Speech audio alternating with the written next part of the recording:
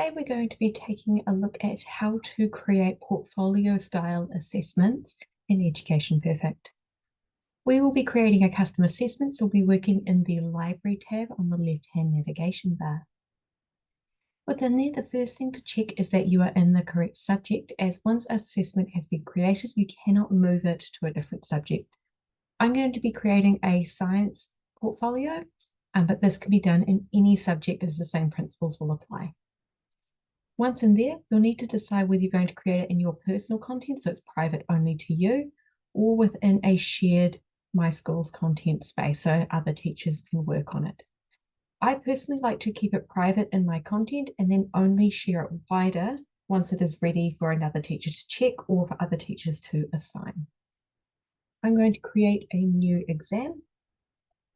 And the first thing to do is take a look at the settings. So this is going to be Science, Research and Investigation portfolio, as this is the example I'm using. It might be tied to a topic or a particular assessment name. And I'm going to use it as grading based. You may wish to leave it as percentage based and assign points to each group.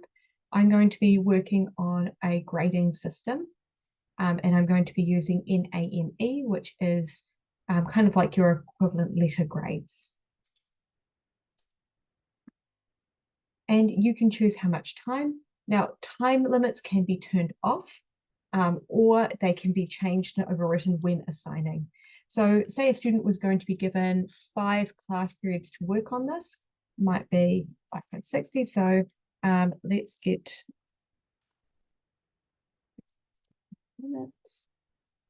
And I'm going to unhide the question names because I want to use the question names specifically, and I'm going to enable a calculator. So once the settings are set up, the next thing is to organize some sections on how students are going to be tackling putting their portfolio in. So I might have 3 sections of questions that students have to do, and I might want the first section, the top, to be information. So this would be information and gives me space to add a cover page and any resources. Then I might have section 1 or question 1, section 2 or question 2. And this sort of helps align my thinking and my organization. And some schools at the end need an authenticity, or it might be references, resources, basically a separate section where students can just finalize and conclude. So for my information, I might have a cover page. I'm going to go and add a blank question. And this cover page might be things like the school's logo. So you might come in and actually drag and drop an image. You can upload your own. This is a logo, the Education Perfect logo in there. And if it comes out really large, you might wish to just resize it down. Then I've got full exam instructions. So it might be what the school allows and does not allow during this time, websites, resources, guidance around AI, anything like that that you wish to share with students. You might put a list in here. And these are usually copied and pasted from something like a document that you've already pre-prepared anyway.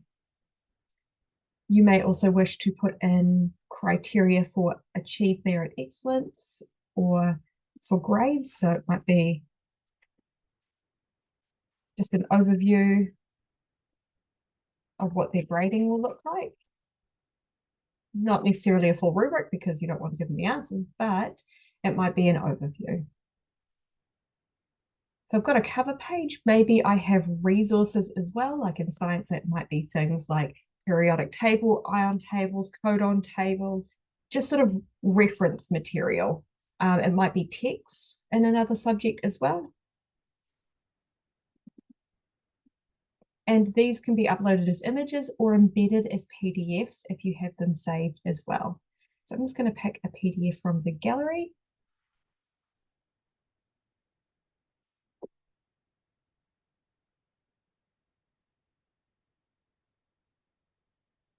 So yeah, you might have your own reference material that relates to the assessment. And it doesn't just have to be images or PDF text. It can be embedded from another site. Maybe it's embedded from Google Slides, slides of information. It might be as a video or audio. So you've got lots of multimedia ways of giving students the references they need.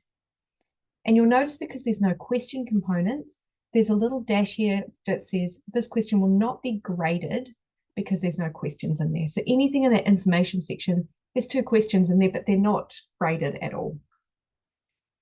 Now for section 1, everything within section 1 will likely be graded together.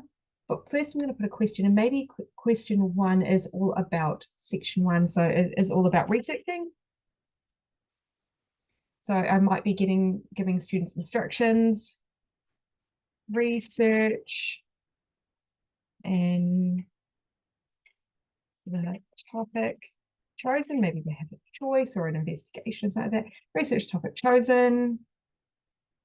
Include materials and notes below. So it might be a space where they draft, and you might put in something like a blank long answer section where students can just write.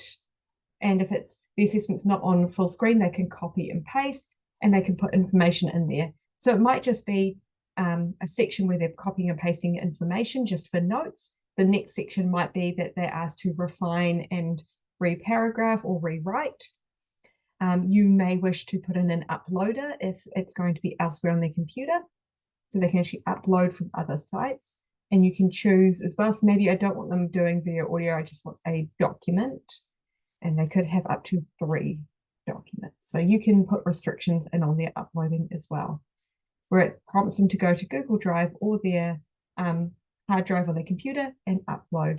They don't have to do both, they can do either or. And so maybe that's just asking them to put their initial research in here on their topic.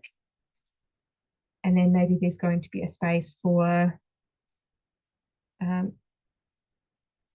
draft writing. Previous research and rewrite based on the following points. So you might give students things they have to write upon. So from my original exam document, there might be, here's the actual question, and students now have to take that research and rewrite it. And I give them a space for rewriting. You may wish to include the uploader again. Again, this can also be used as an accessibility option where students write by hand and upload a document or an image, or you might want to allow them to record video or audio of them speaking to it as well. So you can choose whether or not to restrict and let students upload instead of writing. So again, you have the option of allowing further accessibility and flexibility and multimedia. Now, altogether, this section might be marked all together on how their research goes. So section 1 is going to be on draft writing and research, and then actually maybe at the end they have to produce a final writing on the topic.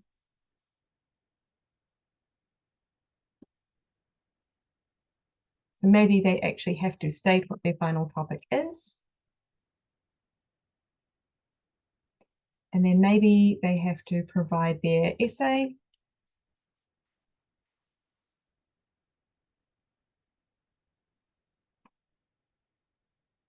And maybe you wish to provide space for references at the bottom.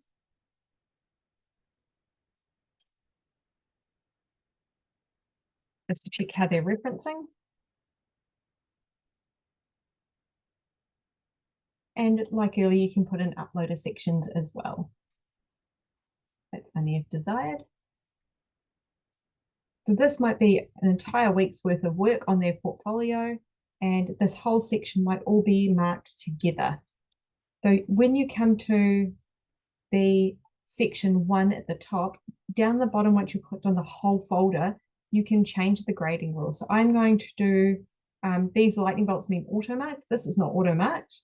So I'm going to not auto-marked, and this question goes up to excellent. So you can put a limit on the maximum achievement. So I'm going to say all of these questions together are marked up to excellence as a section. And I'm going to just override that grading rule. And now we can see the folder has changed. So instead of the individual questions having grades, the whole folder has a single grade. So everything in here is graded together as a collective. So you can choose whether or not to keep your individual questions marked, or you can mark the entire thing. Maybe section 2 is actually around, once they've done their essay, they have to add a second component to their portfolio, which is an investigation skill. So maybe you have just a whole guide on instructions. Maybe you're providing a method. So you're just giving students instructions on what to do. And then maybe for this first page, all you want students to do is provide an aim.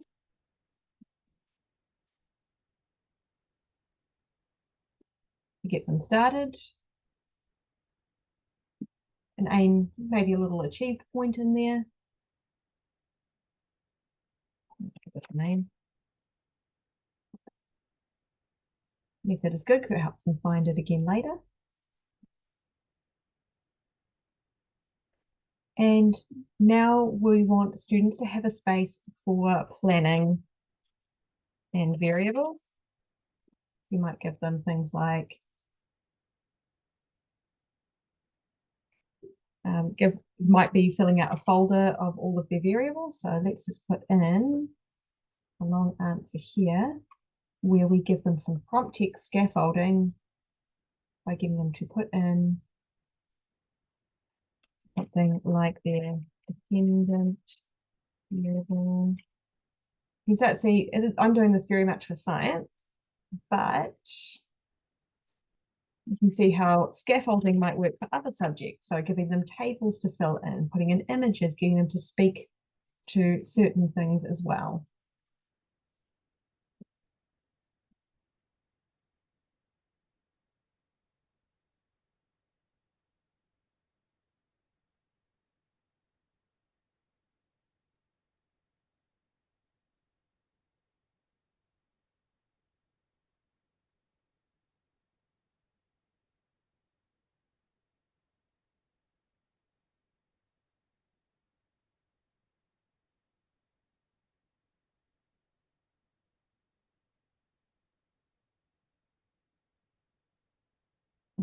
There were mistakes, I can go back in and quickly fix that. And now I've got a way for them to fill in the table. I can adjust the table to make it look good as well. 1, 2, 3. And drag in the sides to make it fit. So I've got planning and variables. Maybe I want a final space down here for any rewritten methods.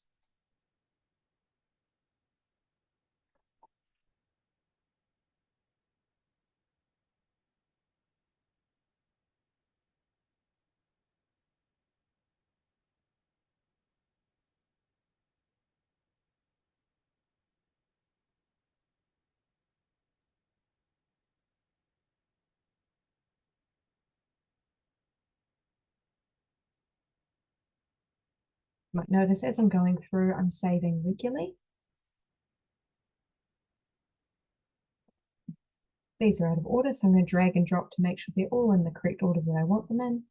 And my third and final point, well, not my final point, but one of them here might be results. You might get students to fill out a table of results or create a table of results. So this can use the long answer component once again, and you may wish to give them a table to fill out.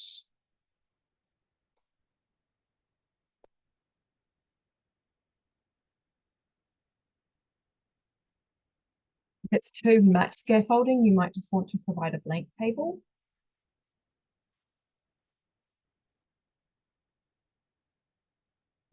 Actually, how I would set that up, but you can get an idea of what it would look like. You can also introduce colors and components. So something I would do is I would color particular boxes that students needed to fill in. maybe just like a light yellow, just to prompt them to fill in these sections and leave the rest blank for like different types of filling in and different highlights. And you may wish to also, if they did it on paper, provide an uploader section instead. And this can then extend to things like follow-ups on graphing, discussion. So you can start to section out in here. Section 2, just like section 1, it could be all marked together, or if every component's marked differently, maybe the method, the aim and method only goes to achieve it, the planning and variables goes up to merit, and then the discussion's the only part that goes up to excellence. I might want to tweak individual components, or I might want to mark it all together. So I could mark it all together and give a collective mark up to excellence, or if I want to do it in smaller components, especially a student, if I need to give feedback and feed forward at any point, I might wish to leave individual grades. So to grade it all together, I would click on that heading once again, like section 2, and assign grades to everything. But if I want to do individual, I just click on it and check the grading rules. So this is achieved. Maybe this is actually worth merit. Maybe this is also worth merit. And once I eventually put in an excellent question, like discussion,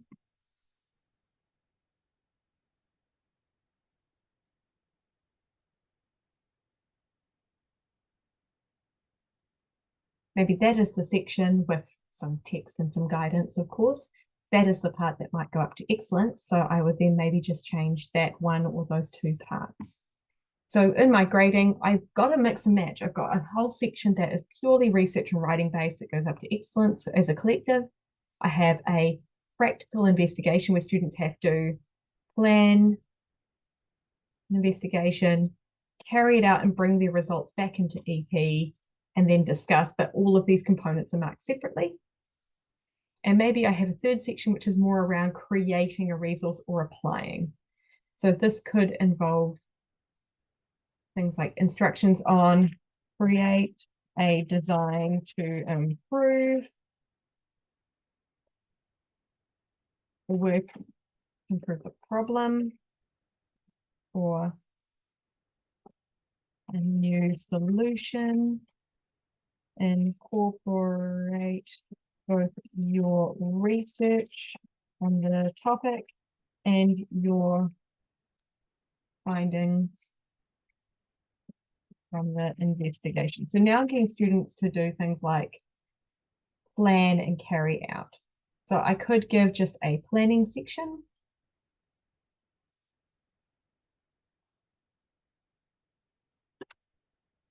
And notes. The blank space, it might not be marked. I could give them a way to upload any designs, and I can use things like the scratch pad or the audio recorder to give them ways of doing that as well. So the scratch pad allows students to do things like draw, put that side by side with the uploader, or I could do it above and give it extra space.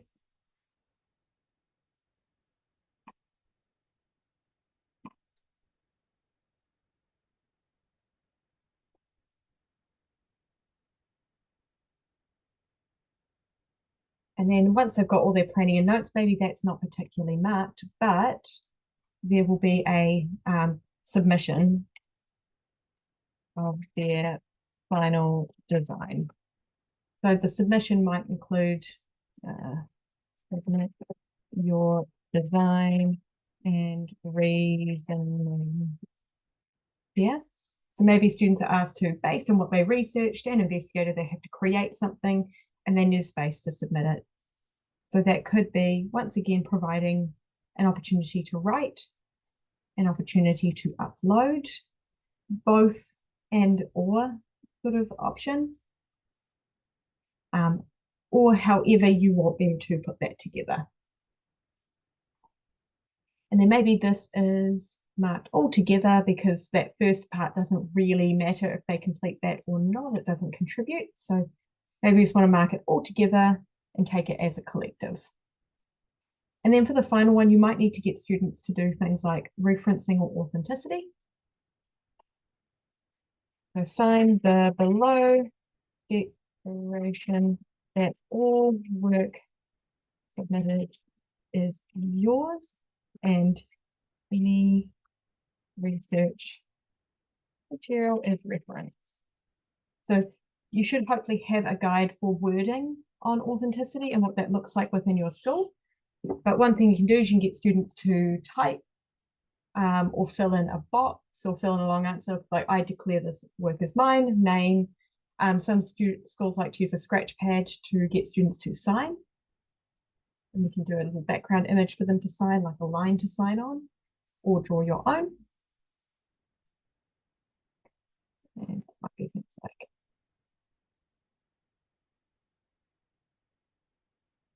the name below.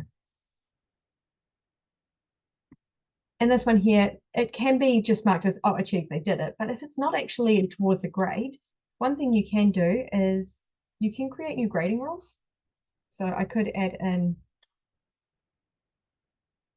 signature completed.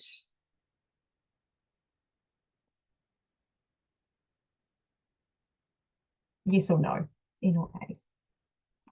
So this is signature completed. And what it will do is it will just prompt, did they complete it, yes or no? And then it's just a bit separate from all your other grades. And there we go. Overall, in a basic broad overview, which you can hopefully apply your own creativity and materials to, you can see how you can section out really large chunks of work or small chunks of work, research, practical, design, things that could be applied to so many different types of subjects. This could be assigned for an entire term, an entire year, a week, and you can lock it in between just to allow students to pop in and out when they need to put in submissions or add things. You can get them to submit it partway through for you to give feedback on, and then you can reopen it if needed as well. So there's a lot of flexibility in how students can access it and how you can distribute it and keep it secure as well. So you can see what students are doing, or you can keep it so it's locked, but you are unable to see what students are doing. So you can maintain that sort of assessment integrity as well. So have a go. Don't forget, you can always go and preview and see what it looks like to students and test it out yourself and see how it functions before assigning it as well. And you can get it for other teachers to preview and test.